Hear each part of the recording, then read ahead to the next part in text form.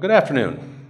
I have an opportunity to talk with you for a little bit about a gap.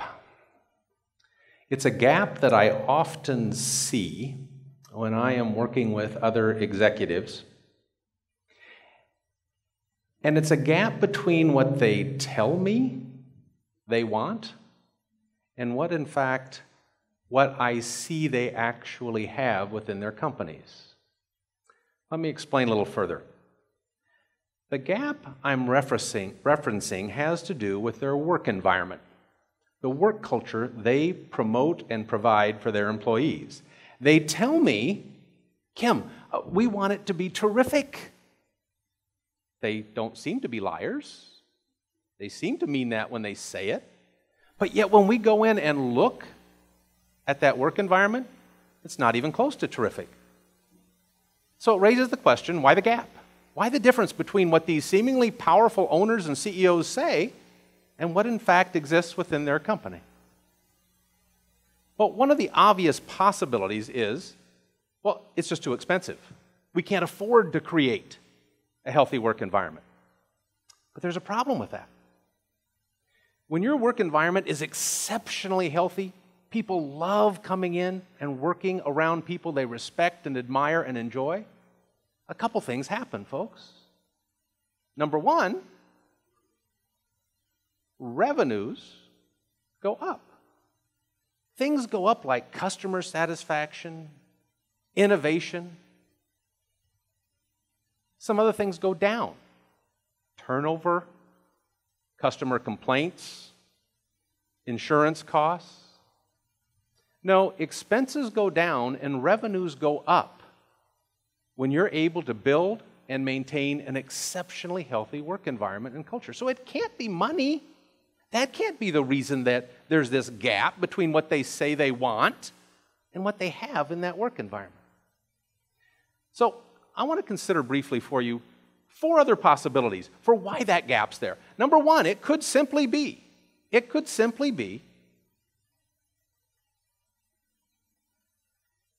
don't know how to fix it.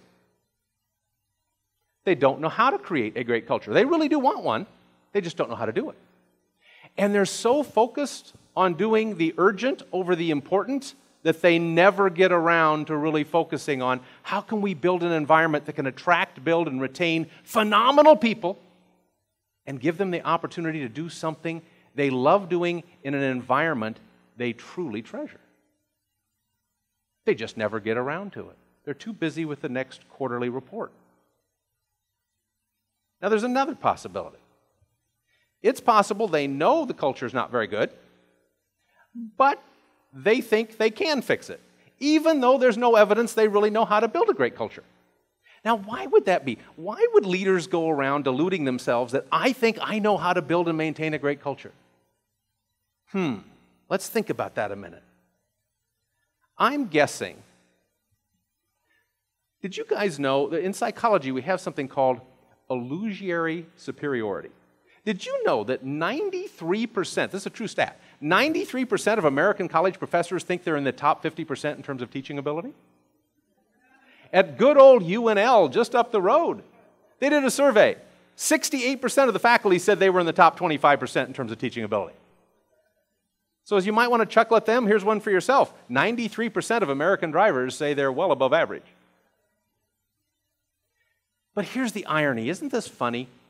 I'll bet not one of you in here would claim to have great singing ability if you can't carry a tune in a bucket. I'll bet none of you would claim to have terrific foot speed if you're slow as molasses. You know why you would never claim that? Because it's easy to measure. We could say, sing something. Let's go out and time you in a 40. We would all clearly recognize you can't sing and you can't run. But when it comes to traits or abilities that are hard to measure, oh Lord, do we claim we have a lot of it. And leadership falls in that category. Leadership falls in that category. Now the third possibility for the gap. Maybe the culture's not all that good, but the CEO thinks that it is. This is the phenomenon that if you've only ever skied at Crescent and you've never seen Colorado, you can think that's a hell of a ski hill.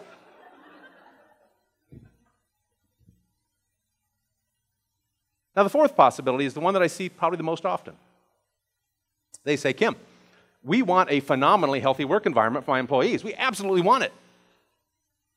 Until I start working with them or talking with them a little bit, and then say, no, wait a minute. You mean I would have to change my behavior? You mean, seriously, we would have to gut our evaluation system because it makes no stinking sense? We would have to completely change our compensation model? Whoa. You mean I would actually have to put people in supervisory roles who know how to lead people? Geez, I don't want it that bad. Badly, watch my adverbs on a campus. You know what they should really tell me is, I wouldn't mind if we had a good work culture. But they don't really want it. You see, these exceptional leaders that build these amazing work environments, guys, they are passionate about this. They know it's not going to happen because of a good CEO pep speech every quarter. It's not going to happen because we give away an employee of the month and a $50 gift certificate, for crying out loud. That's not how great cultures are built. No, great cultures are built by a constant, never-ending focus on it. They're built by a myriad of small actions taken by leaders every day within that organization. Now, there's a couple things that these exceptional leaders also know. One of the first things, and it's one of the quickest to find out whether they really get this culture stuff, these unusually effective leaders know it's not about them. They understand that 80% of an employee's attitude about their environment, their loyalty to their company, it's not about the CEO. 80% of that attitude will be determined by their relationship with their immediate supervisor. Where the rubber meets the road in building and maintaining great culture is who you put in those immediate supervisor roles. And do you know, in American companies today, the two biggest criteria for how people become supervisors of human beings? Technical expertise and seniority. Now, here's the deal. The correlation between technical expertise and seniority is zero. I'm sorry. Between technical expertise and leadership ability is zero. That means if you're picking your supervisors based on technical expertise, you may get lucky. You may put the right person there, but you might as well throw darts. And when you're talking about something as important as the cultural health of the organization, I suggest you do better than throwing darts.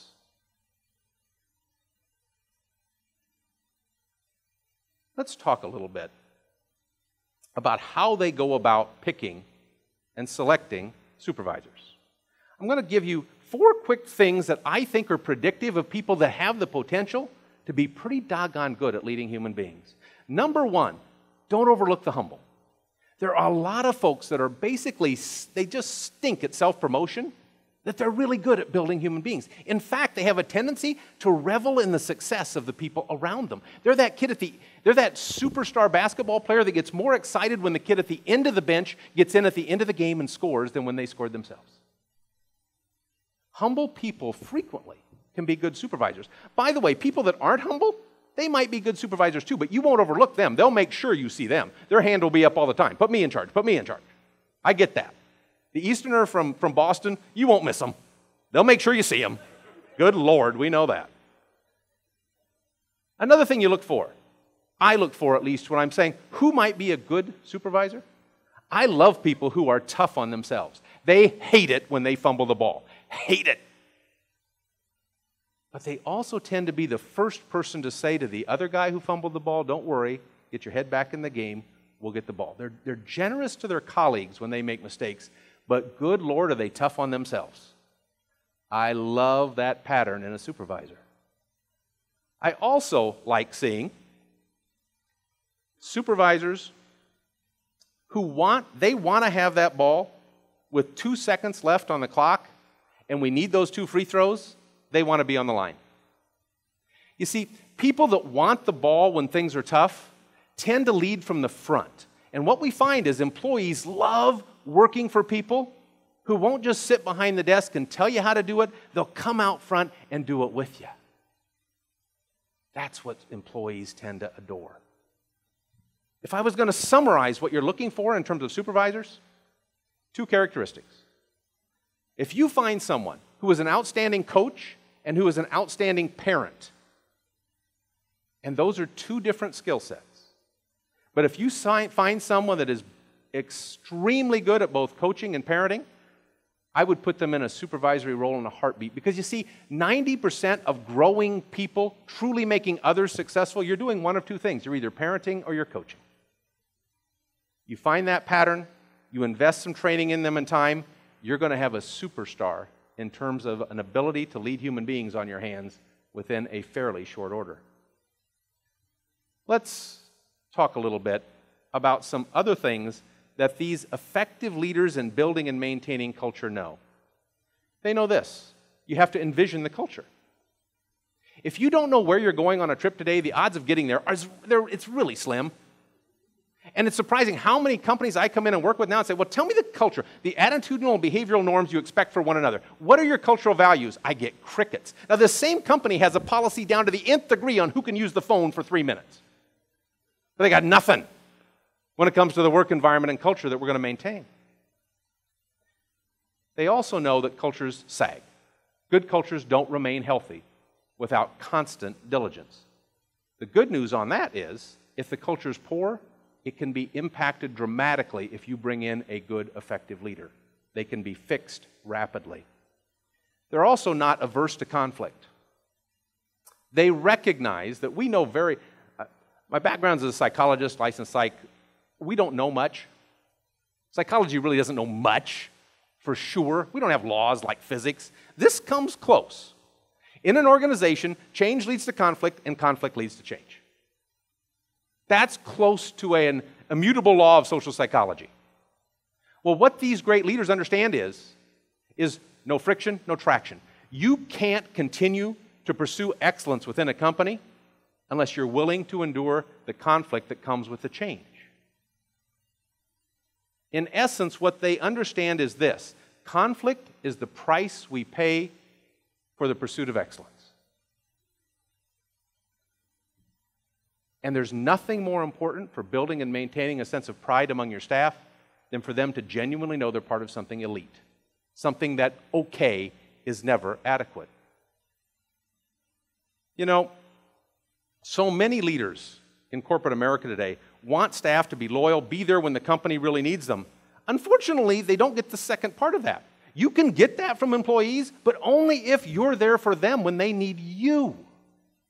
It has to be a two-way street. And these exceptional employers understand that. They're not just interested in helping somebody be successful at work. Their commitment is to helping every employee be successful in life. You know, we're lucky, guys. In 2012, we don't go out and have to till the fields in 100-degree heat in order to survive the winter. No, we're living in a time when we can work the hardest we've ever worked in our lives and have the time of our life. We should embrace that, take advantage of that opportunity. You know, I guess a little bit of advice to close. Something I wish I would have known maybe 30 years ago. I should have been a little less patient, I believe. If you're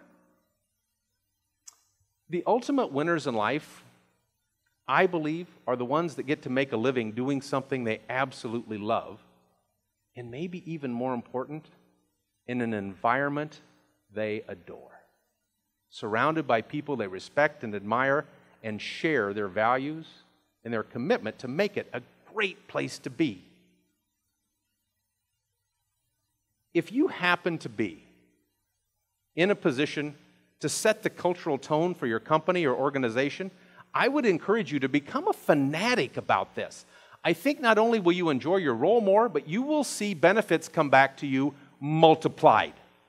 Raise your sights. Don't let okay in terms of work environment be adequate. Decide it's going to be terrific. And if you aren't in a position to set the tone for your company, your organization, I still bet you can make a whale of a difference in your immediate work group. And if you can't make the difference you want there, I would encourage you, go find another place to work. I'm dead serious about this. Go find another place to work. And if you can't find another place to work that has values and a culture that you look forward to, you revel in, go start your own business. Go create your own environment. You see, there are times in life when we should settle. There are. Close enough.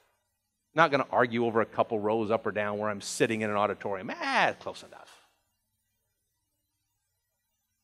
But the average American is going to spend 36% of your adult waking hours at work.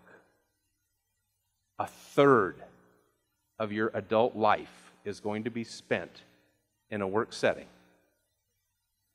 That's not one of the times, folks, that you should settle.